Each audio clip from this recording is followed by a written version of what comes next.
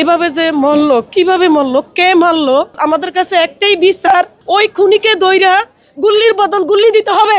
গুলির বদলে আমরা গুলি দিয়ে সেই লোক অপরাধীদের মৃত্যু চাই। বিএনপি নেতা গুলশান থানার যুগ্ম আহ্বায়ক কামরুল আহসান সাধনের যেই মরদেহ সেটি আপনারা দেখতে পাচ্ছেন একটু আগে নিয়ে আসা হয়েছে রাজধানীর গুদারাঘাট এলাকার বউবাজারে তিনি থাকেন, এখানটাতে নিয়ে আসা হয়েছে এবং জানাজার পর তার দাফন সম্পন্ন করা হবে রাজধানীর উত্তরার কামারপাড়া এলাকায়। দর্শক, তার স্ত্রী এই ঘটনার সুষ্ঠু তদন্ত করে বিচার দাবি করছেন। আমার হাজব্যান্ড হলো হল্যান্ড সেন্টারের সভাপতি। দুপুরে আর কি আমাকে বললো যে দুইজন মানুষের খাবার পাঠাও।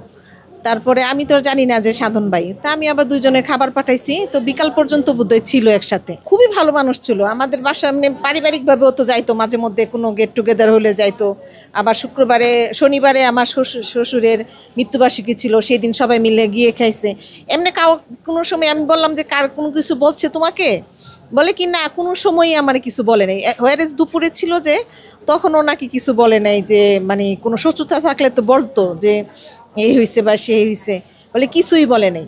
ফোন করছে, কিরে তুই আজকে আসবি না, মানে আড্ডা দিতে আসবে নাকি, বলে কি না রে আমার তো মিটিং আছে, তোরে বললাম না, বলে কি ও আচ্ছা। তারে ঠিক 1 মিনিট পরেই মানে শুনে যে এরকম গুলি লাগছে। আমরা এর উপযুক্ত একদম মানে আপনারা এটাকে মিডিয়া প্রশাসন মিলে এটাকে পুঙ্খানুপুঙ্খানুভাবে এই করে যে দোষী ব্যক্তি তার ফাঁসি আমরা চাই, উপযুক্ত মানেভাবে ফাঁসি। কারণ একজন নিরীহ মানুষকে এইভাবে আপনার গুলি করে মেরে ফেলা এবং দেখা যাচ্ছে আপনার ফেসবুকে, এবং আমরা প্রশাসনের কাছে দাবি জানাবো এটা যেন আপনার একদম মানে নিখুঁতভাবে যেন এটাকে আসামিদেরকে যেন ধরা হয়, অতি শীঘ্রই আপনার ধরে এবং উপযুক্ত শাস্তি আমরা ফাঁসি চাই।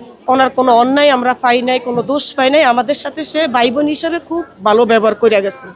আমাদের কথা একটাই, সে দিয়ে আন্দোলনে যায় মরতো 28 তারিখে, অন্যদের হাতে গুল্লি খায় মরতো, আমাদের কোনো আশ্বাস ছিল না। কিন্তু সে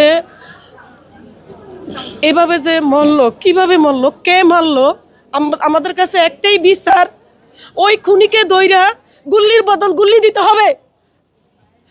তারপর আমরা মনের সান্ত্বনা দিতে পারবো। এত মানুষ, সে এমন মানুষ, তার কোনো তো রাজনীতি নিয়েও কোনো তার অন্যায় নাই এবং ব্যবসা বাণিজ্য করছে, সুন্দরভাবে করে গেছে। তার তখনও শত্রু ছিল না। 5 তারিখের পরে তার পিছনে কে শত্রু হয়েছে, কে তারে গুল্লি করছে, কার ইন্ধনে গুল্লি হয়েছে, এটা আমরা আইনতভাবে আইনে তার বিচার চাই। ওনার মতো মিশুক মানুষ আমি দেখি নাই, কেন যে তাকে গুলি করে হত্যা করা হলো এটার আমরা সুষ্ঠু বিচার চাই।